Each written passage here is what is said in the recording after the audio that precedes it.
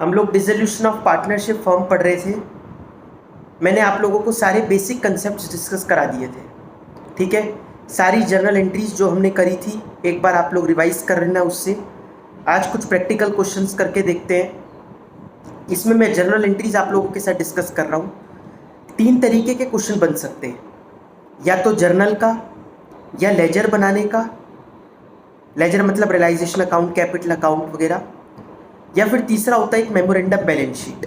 इन 3 में से एक तरीके का क्वेश्चन पेपर में आना है, जर्नल या फिर ये नेसेसरी लेजर्स का या फिर मेमोरेंडम बैलेंस शीट का, ठीक है। तो आज हम जर्नल का टॉपिक स्टार्ट करते हैं। जिसको जर्नल एंट्रीज की क्लास जो पिछली दोनों क्लास है वो ढंग से समझ में आई होगी, वो जर्नल एंट्री खुद ही बना लेगा। सबसे पहले एक बहुत सिंपल सा क्वेश्चन ले रहा हूं मैं, question number 8। Pass necessary journal entries for the following transactions on the dissolution of firm of P&Q after the, ये इंपॉर्टेंट लाइन है, various assets other than cash and outside liabilities have been transferred to realisation account. ये कह रहा है आपको journal entries करनी है कब? जब ये मान लो कि असेट्स और लाइबिलिटीज को हमने ऑलरेडी रियलाइजेशन अकाउंट में ट्रांसफर कर दिया था। इसका मतलब आपसे जो पहले दोनों स्टेप थे, transfer all the assets to realisation, transfer all the liabilities to realisation, ये जर्नल एंट्री करने को नहीं बोल रहा। They have already transferred everything to realisation account. Now अब हमें रियलाइजेशन की एंट्री पास करनी है, मतलब असेट्स को बेचने की और लाइबिलिटीज को रीपे करने की, सीधा उन एंट्री पर आना है। ऐसे ही जर्नल आते हैं पेपर में कि ये मान के चलो कि वो ऑलरेडी ट्रांसफर कर चुके हैं, अब आगे से आप बढ़ो। जैसे पहला क्या कहा, bank loan of ₹12,000 was paid. 12,000 रुपये का बैंक लोन है, उसकी पेमेंट करते हैं। क्या जर्नल एंट्री बनेगी? इसका तरीका क्या है? वैसे तो अगर एंट्री याद है तो बहुत अच्छी बात है, नहीं भी याद तो पैसा आ रहा है या जा रहा है? जा रहा है। टू कैश होगा, ऊपर क्या आएगा? Realisation. Realisation account debit to cash account, ये तब भी बताया था मैंने। स्टॉक वर्थ ₹, अच्छा बैंक लोन टू कैश क्यों नहीं हुआ? अभी तो कई लोगों की गलती होगी इन चीज़ों में। वो बैंक लोन टू कैश बोल सकते हैं कि बैंक लोन पे करें, लाइबिलिटी कम हो रही है तो debit, liability is already transfer to realisation account, तो सीधा रियलाइजेशन से एंट्री पास होगी। अब तो कोई असेट और लाइबिलिटी के लेजर ही नहीं बचे, सब कुछ तो कहाँ ट्रांसफर हो चुका है? रियलाइजेशन में, ठीक है। Stock worth ₹16,000 was taken over bye partner Q। एक पार्टनर फर्म की असेट ले गया, उसकी कैपिटल से पैसा काट लो। क्या जर्नल एंट्री बनी? Q's capital account debit to realisation account, ठीक है। Q's capital to realisation. Partner P paid a creditor ₹4,000। Partner P ने क्रेडिटर की पेमेंट कर दी। सिंपल सी बात है, मतलब लाइबिलिटी एक पार्टनर ने पे कर दी, हम लाइबिलिटी पे करते तो एंट्री क्या होती? Realisation to cash. पार्टनर ने कर दी तो उसकी कैपिटल बढ़ा दो, realisation account debit to P's capital account, ठीक है। An asset not appearing in the books of account realised ₹1,200। Unrecorded asset बेच दी। अनरिकॉर्डेड असेट का क्या ट्रीटमेंट बताया था? No need to record now, directly pass realisation entry. तो अब बस रियलाइजेशन की एंट्री पास करो, cash account debit to realisation account ₹1,200, ठीक है। Expenses on realisation ₹2,000 were paid by Q। ये इंपॉर्टेंट है, रियलाइजेशन एक्सपेंस तो आप बहुत ध्यान से पढ़ना। एक पेपर में सिर्फ क्वेश्चन ही पूरा, इतना लोग चैप्टर पढ़ के गए थे और सिर्फ रियलाइजेशन एक्सपेंस के बारे में ही 6 पॉइंट पूछ लिए, पूरा क्वेश्चन ही उसमें से आ गया रियलाइजेशन एक्सपेंसेस में से, वो भी करेंगे डिस्कस। लेकिन पहले एक्सपेंसेस ऑफ रियलाइजेशन Q ने दिए, ये तो पता चल गया Q ने दिए, लेकिन बियर कौन करेगा इस एक्सपेंस को? क्वेश्चन तो साइलेंट है। तो जब भी क्वेश्चन साइलेंट होता है तो हम मान के चलते कि बॉर्न बाय कौन है? फर्म। भाई नॉर्मल सी बात है, किसको बियर करने चाहिए एक्सपेंस? तो फर्म को ही। लेकिन पे किसने कर दिया? वो क्वेश्चन ने दे रखा है, पे पार्टनर ने कर दिया। तो realisation account debit to Q's capital account. समझ में आ गई बात? Profit on realisation 36,000 distributed between P and Q। P और Q की कैपिटल बढ़ा दो, realisation account debit to P's capital to Q's capital, ठीक है। ये हो गया 8th क्वेश्चन। 8 के बाद नेक्स्ट देखिए आप लोग 7th क्वेश्चन। 7th क्वेश्चन में एक दो एंट्रीज डिस्कस कर रहा हूँ मैं। जैसे फर्स्ट एंट्री इंपॉर्टेंट है। अच्छा, क्वेश्चन क्या कह रहा है? पास journal entries for the following transactions at the time of dissolution of firm. आप ये मान के एंट्रीज पास करना कि रियलाइजेशन में वो ऑलरेडी ट्रांसफर कर चुके हैं। ठीक है, मतलब जो जो चीज़ें होनी थी। अब जैसे कई चीज़ें तो रियलाइजेशन में ट्रांसफर ही नहीं होनी, मतलब उन्होंने ठीक ही ट्रीटमेंट किया होगा ना, ज़बरदस्ती थोड़ी ना रियलाइजेशन में ट्रांसफर कर दिया होगा कुछ। पहला पॉइंट है, loan of ₹10,000 advanced by a partner to the firm was refunded. Partner का लोन रीपे कर रहे हैं हम लोग। क्या जर्नल एंट्री थी पार्टनर के लोन को पे करने की? ना रियलाइजेशन ना कैपिटल, डायरेक्टली पेमेंट की जाती है। तो partners loan account debit to cash account, ये एंट्री होती है इसकी। ठीक है। X, a partner takes over unrecorded asset at ₹300। अनरिकॉर्डेड एसेट ले गया, तो अनरिकॉर्डेड एसेट में रिकॉर्ड नहीं करना, सीधा रियलाइजेशन की एंट्री। पार्टनर लेके जा रहा है, उसकी कैपिटल से काट दो। X capital account debit to realisation account 300। ठीक है। अनडिस्ट्रीब्यूटेड बैलेंस डेबिट है, debit balance of P&L account है 30,000। फर्म के 3 पार्टनर्स हैं XYZ, चार्ज कर लो पार्टनर्स में क्योंकि डेबिट बैलेंस है। X debit, Y capital account debit, जेड्स capital account debit to P&L। Ratio कुछ नहीं है तो इक्वल हो गई, 1:1:1। ठीक है।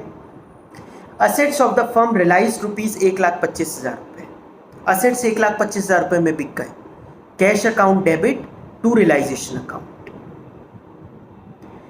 Y, who undertakes to carry out the dissolution proceedings, is paid ₹2,000 for the same. Y को कमीशन दे रहे हैं पार्टनर को, तो वाई को जो कमीशन दे रहे हैं एंट्री क्या होगी? Realisation account debit to Y's capital account 2,000। ठीक है। Creditors are paid ₹28,000 in full settlement of their account 30,000। ये आपको कंफ्यूज कर रहा है, कह रहे 30,000 के क्रेडिटर थे वैसे तो, लेकिन हमने 28,000 पे किए। Discounts are not recorded in dissolution. सीधा रीपेमेंट की एंट्री पास करो। Realisation account debit to cash account 28,000। Discount को बुक्स में रिकॉर्ड हम नहीं करते। ठीक है। तो ये डायरेक्टली ये वाली वीडियो अगर आप लोग देख रहे हो तो गलती कर रहे हो, पहले पुरानी दोनों वीडियोस देखकर ही ये वीडियो देखना। समझ में आ गया? ये 7th क्वेश्चन डिस्कस किया, 8th क्वेश्चन डिस्कस किया हमने। एक क्वेश्चन देखो आप लोग, क्वेश्चन नंबर 4 रियलाइजेशन एक्सपेंसेस का। Realization expenses were ₹10,000 and paid by the firm on behalf of Alok, a partner। ये अच्छा, ये वाला क्वेश्चन नहीं, ये थोड़ा सा टफ है, ये मैं नेक्स्ट क्लास में कराता हूँ। 3rd देखो, pass journal entries for the following. Realisation expenses of ₹15,000। आज मैं बिल्कुल बेसिक वाले जर्नल के करा रहा हूँ, फिर नेक्स्ट क्लास में advanced. Realisation expenses of ₹15,000 were to be met by Rahul a partner but were paid by firm. फिर से पढ़ो, पे किसने किया? फर्म ने। बियर किसको करना है? पार्टनर को। पार्टनर को बियर करना तो फर्म क्यों पे कर रही है? गलती से पे कर दिया होगा, तो फर्म के पास से तो टू कैश हो गया, बट फर्म भी किससे चार्ज कर लेगी? पार्टनर से। तो Rahul's capital account debit to cash account. समझ में आया ये? 15,000। नेक्स्ट क्या है? Ramesh, a partner was paid remuneration of ₹25,000 and he was to meet all expenses.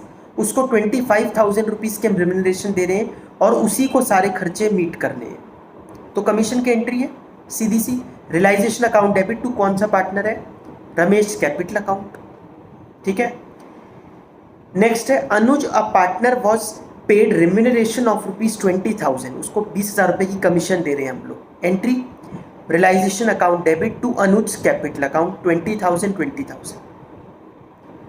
He was to meet all expenses. सारे खर्चे किसको बियर करने? अनुज को।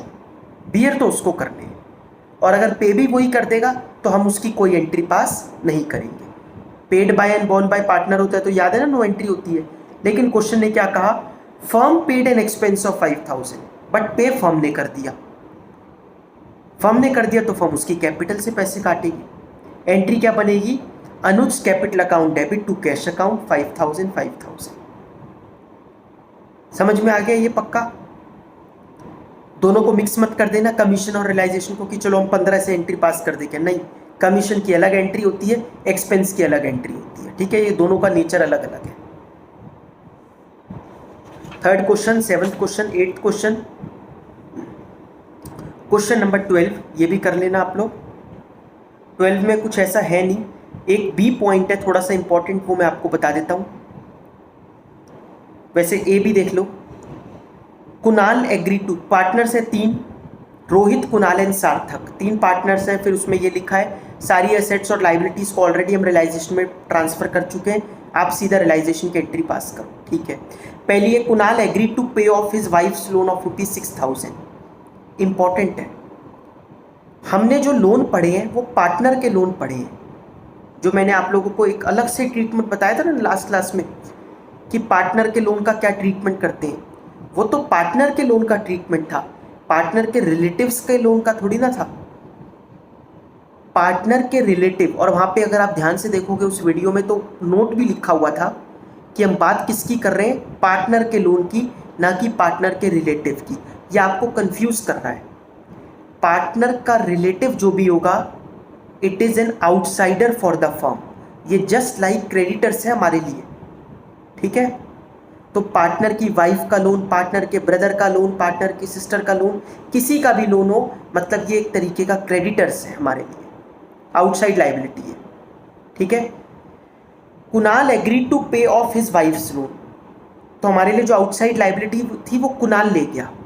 ऐसे समझो ना, ये मत समझो कि उसकी वाइफ ही थी तो वो कैसे लेके जा सकता है। आप ये समझो उसकी वाइफ का लोन हमारे लिए क्या है, आउटसाइड लाइबिलिटी। कुणाल हमारे एक आउटसाइड लाइबिलिटी लेके जा रहा है, तो उसकी कैपिटल बढ़ा दो, realisation account debit to Kunal's capital account. ठीक है, बी पॉइंट इंपॉर्टेंट है। Total creditors of the firm were ₹40,000, creditors worth ₹10,000 were given a piece of furniture costing ₹8,000 in full and final settlement. Remaining creditors allowed a discount of 10%. क्या बोल रहा है कि total creditors तो थे 40,000 के, उन 40,000 के क्रेडिटर में से 10,000 वाले क्रेडिटर्स को हमने फर्नीचर दे दिया। अब याद करो, असेट और लाइबिलिटी अगर आपस में कैंसिल हो रही हो तो कोई एंट्री पास नहीं करते। पार्टनर हमारा कोई आउटसाइड लाइबिलिटी थी, वो हमारा असेट ले गया, असेट और लाइबिलिटी कैंसिल हो गई, नो एंट्री। आगे बढ़ो, रिमेनिंग क्रेडिटर्स, रिमेनिंग कितने के बच गए, 10,000 वाले तो ट्रीट कर दिए, बच गए 30,000 वाले। 30,000 वाले क्रेडिटर्स ने हमें 10% का डिस्काउंट दे दिया, तो 27,000 की पेमेंट कर दो।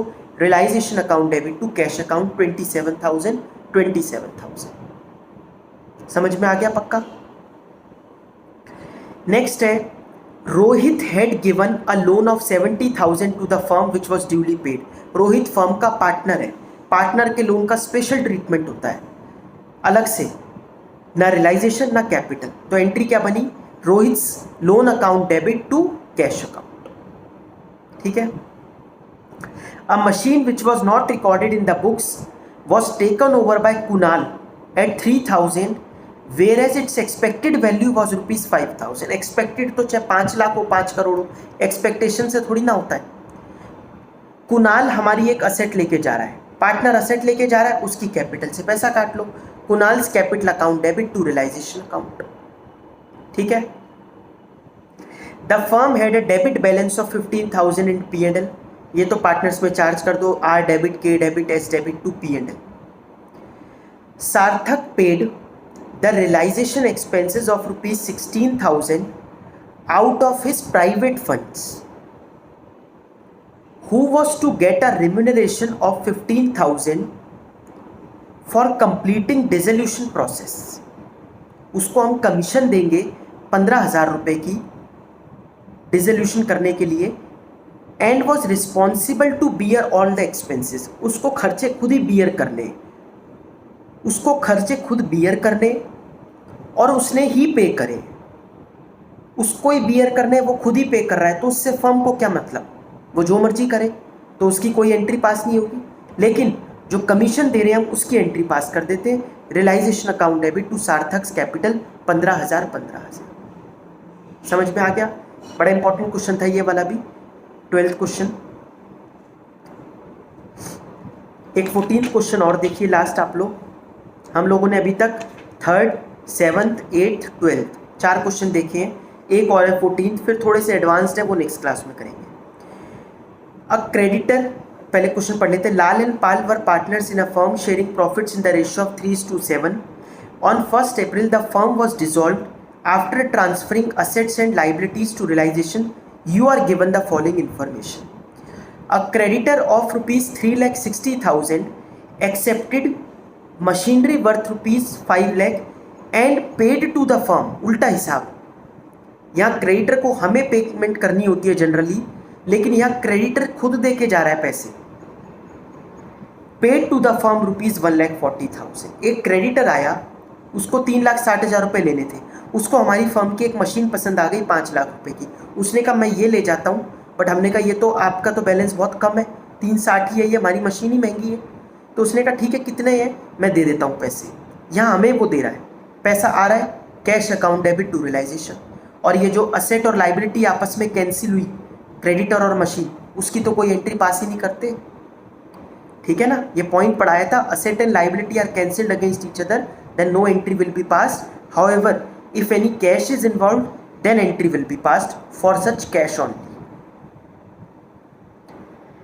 Next, a second creditor for rupees 50,000 accepted stock 45,000 full settlement of his claim।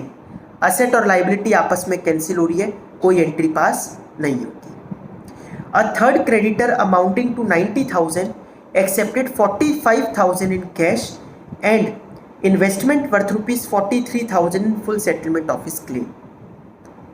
Cash जा रहा है, उसकी एंट्री पास कर दो। इन्वेस्टमेंट और क्रेडिटर ये तो आपस में असेट और लाइबिलिटी कैंसिल हो रहे हैं, जिसकी कोई एंट्री पास नहीं होगी। तो realisation account debit to cash account 45,000 rupees. ठीक है। Loss on dissolution, loss on dissolution की आपको पता ही है, पार्टनर की कैपिटल डेबिट कर दो टू रियलाइजेशन, मतलब Lal's debit, Lal's capital account debit, Pal's capital account debit to realisation. आ गया समझ में? इसमें एक चीज़ लिखी है लास्ट में, all the payments were made by cheque. सारी पेमेंट चेक से करिए, तो बैंक लिखना, कहीं कैश मत लिख देना। ठीक है, ये क्वेश्चंस करके देखिए आप लोग नेक्स्ट क्लास तक, उसके बाद फिर हम लोग आगे बढ़ेंगे।